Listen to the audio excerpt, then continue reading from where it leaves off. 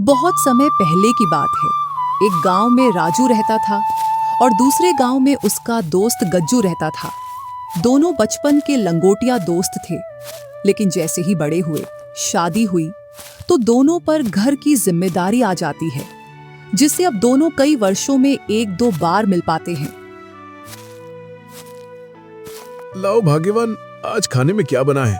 ले आओ जल्दी से, बड़े जोरों की भूख लगी है। क्यों नहीं, ये लो, जल्दी खाओ और अपनी भूख जल्दी मिटाओ। ये क्या है? रोज रोज दाल रोटी बनाकर रख देती हो, कभी तो कुछ अच्छा बना लिया करो। हाँ, बोल तो ऐसे रहे हो जैसे तुमने घर में तेल के फीफा लाकर रख रखे हो और किराने की दुकान खोल रखी है। जो घर में है वही तो बनाऊंगी। अरे गलती हो गई तुमसे बोलकर, जो तूने बनाया है वही खा लूंगा। अरे नहीं महाराज, आपको ये खाना अच्छा नहीं लगेगा। अभी आपको राजभोग लाकर देती हूँ। काम की बोलो तो गांव में इधर उधर बैठते फिरते रहते हैं, कभी काम की तो सुनते नहीं, और महाराज को खाना चाहिए स्वादिष्ट।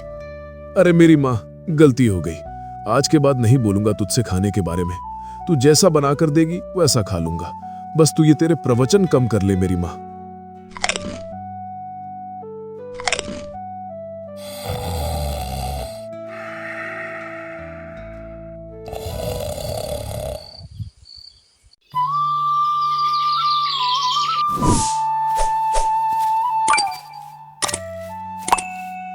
राजू फिर से कभी नहीं बोला अपनी पत्नी से खाने के बारे में।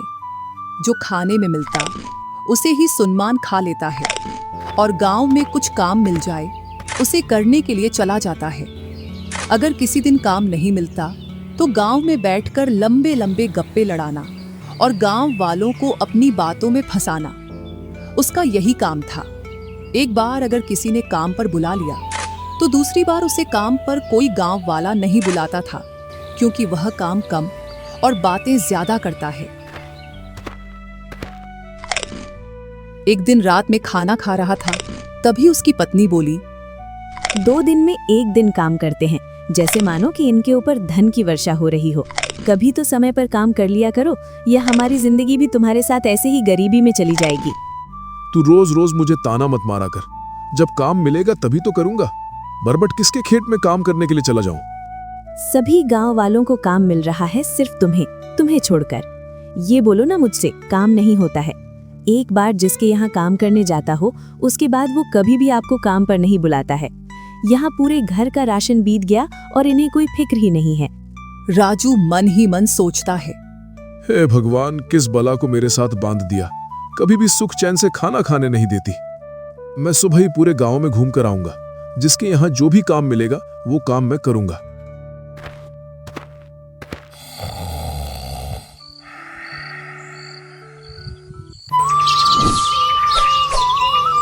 दूसरी सुबह उठकर राजू गांव में काम की तलाश में निकल जाता है। राजू को एक जमींदार के यहाँ 3 दिनों का फसल काटने का काम मिलता है। अब जल्दी से खाना बना दो, मुझे 3 दिनों का काम मिला है। अब तो घर में राशन खूब आ जाएगा। इतना सुन, राजू की पत्नी जल्दी जल्दी खाना बना देती है और थोड़ी देर बाद राजू काम पर निकल जाता है। इसी प्रकार 3 दिन गुजर जाते हैं और राजू घर के लिए राशन ले आता है। आज तो बढ़िया बढ़िया पकवान बना लो गोलू की मम्मी। इस राशन को 15 दिन चलाना है। अभी मैं आपको कोई पकवान बनाकर नहीं खिलाऊंगी। अभी तो घर में वही दाल रोटी बनेगी। इतना सुन, राजू का मन उदास हो जाता है और मन ही मन सोचता है, चाहे मैं कितना भी काम कर लूं, फिर भी मुझे ये दाल और सूखी रोटी खाने को मिलती है। क्यों ना मैं अपने दोस्त गज्जू के यहाँ जाऊं, जिससे मुझे वहां अच्छे अच्छे पकवान खाने को मिलेंगे। और यहाँ मैंने सब राशन का सामान लेकर रख दिया है, जिससे मुझे यहाँ की फिक्र भी नहीं रहेगी।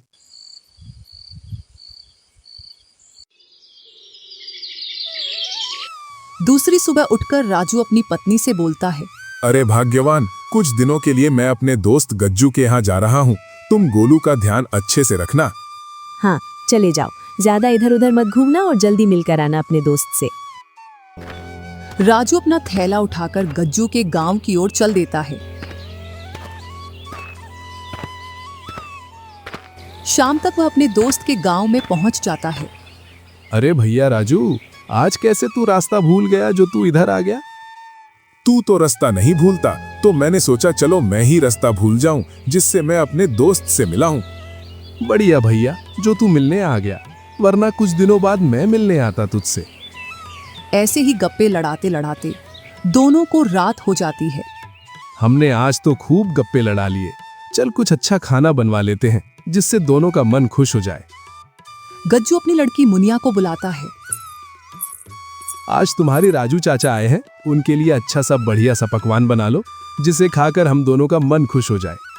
कहाँ से आपके लिए पकवान बना दूं? माँ तो बोल रही है घर में सिर्फ थोड़ा सा मक्का का धरना है और थोड़ा सा छाछ, बस उसी की मेहरी बना रही हैं, और सुबह की कुछ दाल रोटी रखी है, उन्हीं को खा लेंगे। इतना सुन राजू के कान खड़े हो जाते हैं और मन ही मन सोचता है, हाय रे राजू, तेरी किस्मत, यहाँ तो सूखी रोटी और मेहरी मिल रही है जो रोज तुझे घर पर मिलती है। क्या सोच कर आया था और क्या खाने को मिल रहा है। इससे अच्छा तू भूखा ही मर ले, जिससे सुबह घर जाकर अपनी पत्नी के हाथ की गर्मा गर्म दाल रोटी खाएगा, और ये मेहरी तो मेरे कलेजे से नीचे भी नहीं उतरेगी। इससे अच्छा तू राजू खाने की ही मना कर दे। अरे गज्जू, आज तेरी भाभी नहीं मानी, आज उसने मुझे सुबह ज्यादा खाना खिला दिया, जिससे मेरा पेट तो पूरा भरा हुआ है। तुम तो बस तुम्हारे लिए खाना बनवा लो, मेरे पेट में तो बिल्कुल भी जगह नहीं है खाने के लिए। चल तू इतना कह रहा है तो हम तीनों का ही खाना बनवा लेते हैं, तेरे लिए नहीं बनवाते हैं। अरे मुनिया, अपना ही खाना बना लेना, राजू के लिए नहीं बनाना है। थोड़ी देर बाद खाना बनकर तैयार हो जाता है और मुनिया गज्जू के लिए खाना की थाली लाती है। अरे मुनिया, क्या बना लाई खाने में? पिताजी बटा की सब्जी और पूड़ी बनाई है। इतना सुन राजू के मुंह में पानी आ जाता है। वह अपने दोस्त का इंतजार करता है कि ये कब बोले मुझसे खाने की, लेकिन उसका दोस्त भी इतना खंजूस कि उसने राजू से एक बार भी नहीं बोला कि आजा खा ले बटा पूड़ी, और राजू उसके बोलने का इंतजार करता है। गज्जू एक पूड़ी खा जाता है।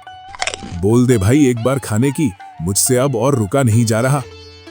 वह दूसरी पूड़ी भी खा जाता है। अरे कुछ तो बोल भाई, अब तो मेरे पेट में चूहे भी दौड़ने लगे। ऐसे ऐसे गज्जू तीसरी पूड़ी भी खा जाता है, लेकिन अपने दोस्त से उसने एक बार भी नहीं पूछा। इधर राजू से डटा नहीं जा रहा था तो उसने गज्जू से बोल ही दिया, गज्जू भाई, तुझसे मैं एक बात बोलूं? हाँ बोल भाई, ऐसी कौन सी बात है? अरे यार, आज तक मैंने कभी भी अपनी जिंदगी में बटा पूड़ी एक साथ नहीं खाए। अगर कुछ बच रही हो तो मेरे लिए भी मंगवा दे। मैं अभी मुनिया से पूछता हूँ, अगर बच रही होगी तो तुझे भी मंगवा देता हूँ। अरे मुनिया, और खाना है क्या? हाँ पिताजी। बैठा, राजू चाचा के लिए भी एक थाली लगा लाओ। मुनिया राजू के लिए भी खाने की थाली ले आती है। राजू और गज्जू दोनों जमकर बटा पूड़ी खाते हैं। पता नहीं कब के भूखे थे ये दोनों, जो अभी तक धप्पे नहीं। मैं खाना बना बना कर थक गई हूँ। मुनिया गुस्से में जाती है कुछ पूड़ी लेकर। अब इन पूड़ी के अलावा और पूड़ी नहीं मिलेगी। तुम कब से खा रहे हो? भैया, भाभी तुझसे कुछ नहीं बोलती तो तेरी बेटी भाभी की बातों का पूरा एवज निकाल लेती है। कुछ ना बोल भाई, इससे ये हमारे घर की दादी माँ है। दादी माँ, बस तू तो खाना खा।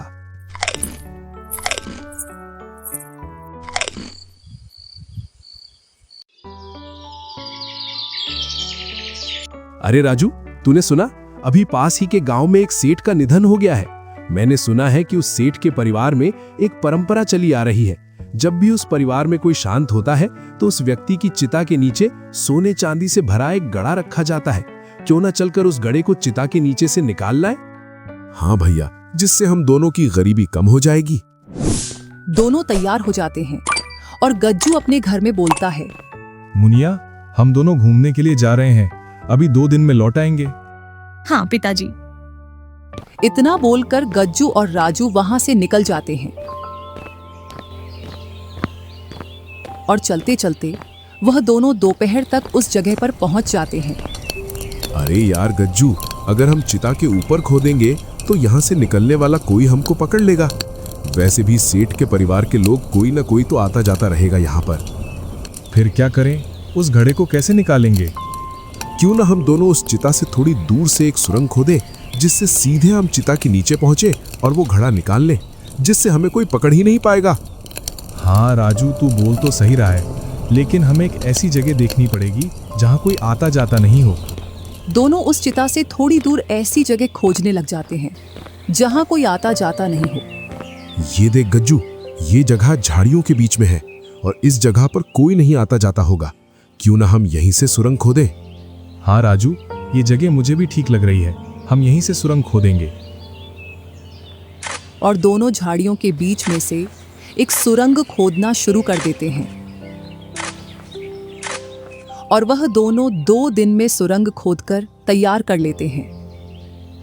राजू, अभी चिता के नीचे नहीं खोदते, आज सेठ के घर वाले आएंगे सेठ के पास, क्योंकि आज उसका तीसरा दिन है। चल झाड़ियों में छिपकर देखते हैं, जैसे ही वो यहाँ से निकल जाएंगे तो हम चिता के नीचे से गड़ा निकाल लेंगे। दोनों झाड़ियों में छिपकर देखते हैं। जैसे ही सेठ के परिवार के लोग वहां से चले जाते हैं तो वह दोनों भी सुरंग के अंदर चले जाते हैं। कुछ जगह बच रही थी, उसको खोदकर वह चिता के नीचे पहुंच जाते हैं और उनको एक गड़ा मिल जाता है जिसमें बहुत सारा धन था। दोनों ही बड़ा खुश होते हैं और उस घड़े को लेकर गज्जू के गांव की ओर चल देते हैं। सेठ की अच्छी खासी कृपा हो गई अपने ऊपर। इतना सोचा नहीं था कि इतना धन मिल जाएगा। हाँ भाई, हम दोनों की जिंदगी इस धन से खूब अच्छे से गुजर जाएगी। दोनों बातें करते करते गांव की ओर चले जा रहे थे। अरे भाई, थोड़ा रुक, मुझे जोरों की बाथरूम आई है, तू यहीं रुक, मैं इन झाड़ियों में बाथरूम करके आता हूँ। मैं क्या बोल रहा था, यहाँ रुकना सुरक्षित नहीं है और मैं धीरे धीरे चलता रहूं जिससे हम पर कोई शक नहीं करेगा। और तू बाथरूम करके जल्दी जल्दी आ जाना, जिससे थोड़े आगे से दोनों साथ में हो जाएंगे। हाँ, तू बोल तो सही रहा है, तू धीरे धीरे चल, मैं आता हूँ तेरे पीछे से। गज्जू झाड़ियों में बाथरूम करने के लिए चला जाता है और राजू सीधे सीधे रास्ते पर जा रहा था। तभी राजू अपने मन में सोचता है, क्यों ना ये सारा धन लेकर मैं ही चला जाऊं और गज्जू को कुछ भी ना दूं, जिससे मेरी जिंदगी और भी सुंदर कटे। चल राजू, जल्दी जल्दी चल और अपने घर निकल चल, इससे पहले कि गज्जू आ जाए। इतना सोचकर राजू जल्दी जल्दी चलने लगता है। क्यों ना मैं अपना एक जूता यहीं छोड़ दूं, जिससे गज्जू को एक जूता मिलेगा तो वो दूसरे जूते को भी ढूंढेगा, जिससे वो मुझे पकड़ नहीं पाएगा। राजू अपना एक जूता वहीं छोड़कर आगे निकल जाता है। इधर पीछे पीछे गज्जू आ रहा था। अरे वाह, एक जूता जरूर, दूसरा जूता भी यहीं कहीं होगा, चलो उसको ढूंढ लेता हूँ। गज्जू दूसरे जूते को बहुत ढूंढता है, लेकिन वह उसको नहीं मिलता और गज्जू उस जूते को वहीं छोड़ आगे बढ़ जाता है। गज्जू अब तो बहुत दूर रह गया होगा उस जूते के चक्कर में। ये मेरे गांव का रास्ता है और ये गज्जू का। क्यों ना इस रास्ते पर भी मेरा जूता छोड़ दूं, जिससे वो समझेगा राजू मेरे ही घर गया है। राजू गज्जू के गांव वाले रास्ते पर उसका दूसरा जूता छोड़कर उसके गांव वाले रास्ते पर निकल जाता है। अरे राजू, मुझे कहीं चूना लगाकर तो नहीं भाग गया? या तो वो मेरे घर पहुंच गया होगा, दूर दूर तक मुझे कहीं दिखाई दे नहीं रहा है। गज्जू जैसे ही उसके गांव वाले रास्ते पर आता है तो उसको दूसरा जूता दिखाई देता है। मैं भी कितना मूर्ख हूँ, उस जूते को वहां छोड़ आया। अगर उसे मैं वहां छोड़कर नहीं आता तो एक जोड़ी जूता बन जाते। लगता है राजू तो गड़ा लेकर घर ही पहुंच गया होगा। क्यों ना मैं उस जूते को भी उठा लाऊं। गज्जू उस जूते को उठाने के लिए चल देता है। इधर राजू अपने घर पहुंच जाता है। घर पर जाकर देखता है तो न गोलू है और न ही गोलू की मम्मी। तो वह सबसे पहले अपनी खटिया के नीचे एक गड्ढा खोदता है और उस गड्ढे को उस गड्ढे में रखकर ऊपर से उस पर मिट्टी कर देता है और उस गड्ढे में से कुछ धन निकाल कर रख लेता है। इतने में ही राजू की पत्नी आ जाती है। आप कब के आए? मैं अभी आया हूँ। ये लो कुछ धन, जिससे तुम घर में राशन ले आना और अपने कपड़े ले लेना और कुछ गोलू को दिला देना। पर तुम जा कहाँ रहे हो?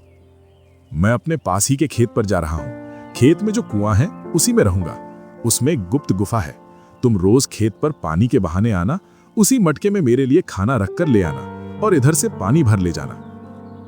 हाँ, मैं समझ गई, मुझे क्या करना है। इधर गज्जू दूसरा जूता उठाकर लाता है और जैसे ही वह अपने घर पहुंचता है तो मुनिया से पूछता है, अरे मुनिया, राजू चाचा आ गए क्या? नहीं, यहाँ तो कोई नहीं आया। फिर यहाँ नहीं आए तो कहाँ गया? मुझे लगता है जरूर वो मुझे मूर्ख बना गया, जरूर वो उसके घर निकल गया, चोर कहीं का। ऐसा क्या था चाचा पर जो आप इतना उनका पूछ रहे हो? ऐसा कुछ नहीं है बेटा, मैं तो वैसे ही पूछ रहा था। फिर वो अपने घर निकल गया होगा। रात का समय हो जाता है और गज्जू खाना खाकर सो जाता है।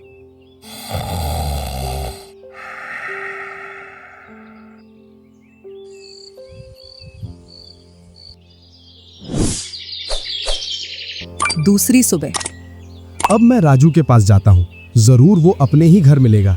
अगर मैं इन जूतों के चक्कर में नहीं पड़ता तो वो मुझसे आगे नहीं निकल पाता। हो न हो ये जूते भी उसी के हैं, मुझे मूर्ख बनाने के लिए अपने जूते छोड़ गया। मुनिया से पूछता हूँ, वो इन जूतों को पहचान जाएगी। अगर ये जूते राजू के होंगे तो। अरे मुनिया, इधर आओ, तुम ये जूते पहचान कर बता सकती हो कि ये जूते किसके हैं? मुनिया जूता देखकर बोलती है, ये जूता तो राजू चाचा के ही है, वही पहन कर आए थे ऐसे जूते। तुम्हारी माँ घर आ जाए तो उससे बोल देना, पापा तो राजू चाचा के गांव गए हैं उनके जूते लौटाने के लिए। हाँ, मैं माँ से बोल दूंगी।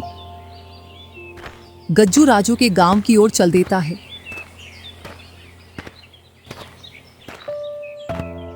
और दोपहर तक राजू के घर पहुंच जाता है। राजू की पत्नी गज्जू को देखकर बोलती है, अरे भाई साहब, आप यहाँ? और गोलू के पापा आपके साथ नहीं आए? कहीं दिख नहीं रहे हैं? क्या राजू यहाँ नहीं है? आज से 5 दिन पहले आपके यहाँ का बोलकर गए थे, जब से अभी तक लौट कर नहीं आए। पर आप ही आ गए उनसे मिलने के लिए। तुम सच बोल रही हो ना? कहीं तुम मुझसे मजाक तो नहीं कर रही हो? कैसी बात कर रहे हो भाई साहब, मैं आपसे क्यों मजाक करूंगी। चलो ठीक है, राजू यहाँ नहीं आया तो फिर कहाँ गया? जब भी वो यहाँ आ जाए तो उसे बता देना गज्जू आया था। हाँ, बता दूंगी। गज्जू वहां से चला जाता है। इधर राजू की पत्नी, चलो आज तो बच गए, नहीं तो आज ही सारा धन ले जाता। जल्दी जाकर उन्हें खाना दिलाती हूँ, इस गज्जू की वजह से ज्यादा देर हो गई। राजू की पत्नी खाना तैयार करके और उसे मटके में रखकर खेत की ओर चल देती है। गांव की कुछ औरतें उसे देखकर बोलती हैं, अरे धारी, ये राजू की लुगाई पहले कभी इधर पानी भरने के लिए नहीं जाती थी, लेकिन 2 दिनों से रोज सुबह शाम इधर पानी भरने के लिए जाती है। मुझे तो लगता है इसके घर में कुछ विवाद हुआ है। तुझे पता है ना, कुछ दिनों से राजू भी लापता है। पता नहीं बहन, कौन सा कर्मकांड करके बैठे हैं ये लोग। तुम तो घर के अंदर चलो, कहीं इनके चक्कर में हम ना फंस जाए। इधर राजू की पत्नी कुएं के पास पहुंच जाती है और मटके को कुएं में डाल देती है। उधर से राजू की आवाज आती है, आज इतना लेट कैसे हो गई? तुझे पता है ना मुझे जल्दी भूख लगती है, फिर भी। मैं आ ही रही थी, इतने में तुम्हारा दोस्त गज्जू आ गया था। तूने उसे मेरे बारे में तो नहीं बताया कि मैं यहाँ हूँ? नहीं, मैंने उनको कुछ नहीं बताया। वो बार बार पूछ रहा था, फिर भी मैंने नहीं बताया। चलो ठीक है, अब कोई समस्या तो नहीं है? नहीं, अब कोई समस्या नहीं है। वह वहां से पानी की मटकी अपने सिर पर रखकर घर आ जाती है।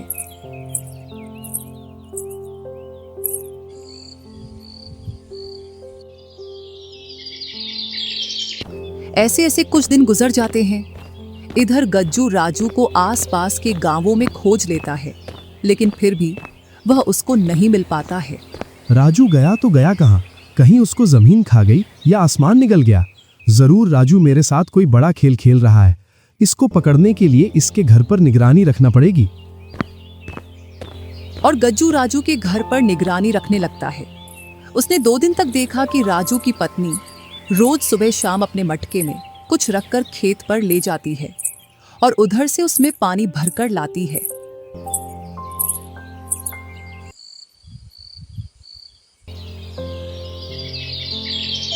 सुबह का समय। आज देखता हूँ ये कहाँ जाती है रोज सुबह शाम। चलो आज मैं इसका पीछा करता हूँ। गज्जू राजू की पत्नी का पीछा करता है। जैसे वह कुएं पर पहुंचती है तो कुएं में से एक आवाज आती है, आवाज सुनकर गज्जू समझ जाता है। हो ना हो राजू इसी कुएं में बैठा है। चल राजू, तुझे शाम को देखता हूँ। इसकी पत्नी खाना लेकर आएगी, उससे पहले मैं आऊंगा। राजू की पत्नी वहां से चली जाती है और गज्जू भी चला जाता है। वह एक मटकी की व्यवस्था करता है और कुछ रोटी उसके थैले में रखी थी उन्हें मटकी में रख लेता है और शाम होने का इंतजार करता है। जैसे ही शाम होती है तो वह कुएं पर पहुंच जाता है और मटकी को कुएं में उतार देता है। आज इतनी जल्दी खाना लेकर आ गई। गज्जू राजू की पत्नी की आवाज में बोलता है। वो आज मैं काम से जल्दी फ्री हो गई थी, इसलिए जल्दी आ गई। और ये क्या खाना में रखकर लाई हो? सूखी रोटी और कांदा। वो क्या है ना, जो तुम धन देकर आए थे वो सारा धन बीत गया, इसलिए आज शाम का खाना नहीं बना पाई। जो सुबह की कुछ रोटी रखी थी वही रख लाई। जब तुझसे सुबह बोला था तब क्यों नहीं बोला तूने? मैं सुबह ध्यान भूल गई आपसे धन लेने का। चल कोई ना, मैं बता रहा हूँ, वहां से धन निकाल लेना। हाँ निकाल लूंगी, बताओ। मेरी खटिया रखी है, उसके नीचे बीचों बीच खोदना, उसमें एक गड़ा निकलेगा। जितना धन तुझे चाहिए उतना निकाल लेना, बाकी का उसी में गाड़ देना। आओ अब मैं जाऊं। हाँ चली जा, और सुबह अच्छे पकवान बनाकर लाना। गज्जू वहां से चला जाता है और राजू के घर के पास पहुंचकर इंतजार करता है। जैसे ही राजू की पत्नी मटकी लेकर घर में से निकलती है और वह घर से थोड़ी दूर ही पहुंचती है, तभी गज्जू उसके घर में घुस जाता है और गज्जू उस खटिया को हटाकर उस जगह को खोदने लगता है जहां गड़ा था। वह उस गड़े को निकालकर अपने साथ उसके गांव ले जाता है। इधर राजू और राजू की पत्नी। अब तू फिर से आ गई खाना लेकर? मैं तो पहली बार आई हूँ शाम के समय में आपको खाना देने के लिए। और जो मैंने तुझे जो धन दिया था वो बीत गया? क्यों? आज तो कोई अपना धन का गड़ा निकाल ले गया। राजू जल्दी से कुएं में से बाहर निकल आता है और अपनी पत्नी से बोलता है। चलो जल्दी घर चलो, जरूर गज्जू ही होगा और वो अब तक तो धन का गड़ा निकाल ले गया होगा।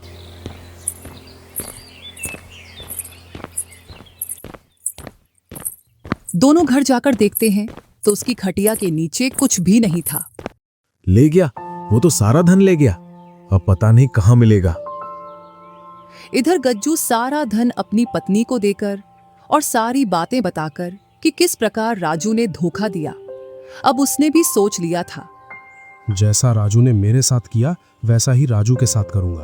अब राजू को मेरे बारे में कुछ भी नहीं बताना है और ना ही उसे इस गड़े के बारे में बताना है। और मैं जा रहा हूँ खेत पर जिसमें घास का ढेर लगा है, उस ढेर में रहूंगा। तुम बस ये ध्यान रखना राजू कहीं तुम्हें मूर्ख ना बना दे, और रोज सुबह शाम मेरे लिए खाना वही लेकर आना है, वो भी एक घास की गठरी में। इसी प्रकार कुछ दिनों तक राजू भी गज्जू को खोजता रहा, लेकिन उसको भी गज्जू कहीं नहीं मिला।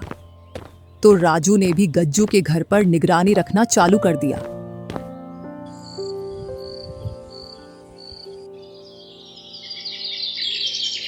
एक दिन राजू देखता है गज्जू की पत्नी अपने सिर पर घास की गठरी रखकर ले जा रही है। वह भी उसके पीछे पीछे चल देता है तो वह देखता है गज्जू की पत्नी एक घास की गठरी उस घास के ढेर में रख देती है और एक गठरी उसमें से निकाल लेती है और उसको अपने सिर पर रखकर घर की ओर चल देती है। हो ना हो गज्जू इसी में छिपा हुआ है। चल गज्जू भाई, तेरे लिए कुछ करते हैं। राजू एक डंडे में एक टोकरा बांधता है और वह उस डंडे को हिलाते हुए उस घास के ढेर के चारों ओर घूमता है, जिससे टोकरा की आवाज आती है। चलते चलते वह घास में भी डंडा चला देता है, जिससे गज्जू को लगता है कि कोई जानवर आ गया है और वह बोलता है, आहा, गैया गैया, दिख दिख, नहीं भागी यहाँ से। तभी राजू बोलता है, ये गाय नहीं भागेगी यहाँ से, तुझे ही भागना पड़ेगा यहाँ से। इतना सुन गज्जू सुनमान हो जाता है। कुछ तो बोल भाई, अब छिपने से कुछ नहीं होगा, अब निकल आ। कुछ धन तूने खा लिया, कुछ मैंने खा लिया, अब जो बचा है उसको बांट लेते हैं। दोनों उस धन को बांट लेते हैं और अब दोनों खूब खुशी खुशी रहने लगे।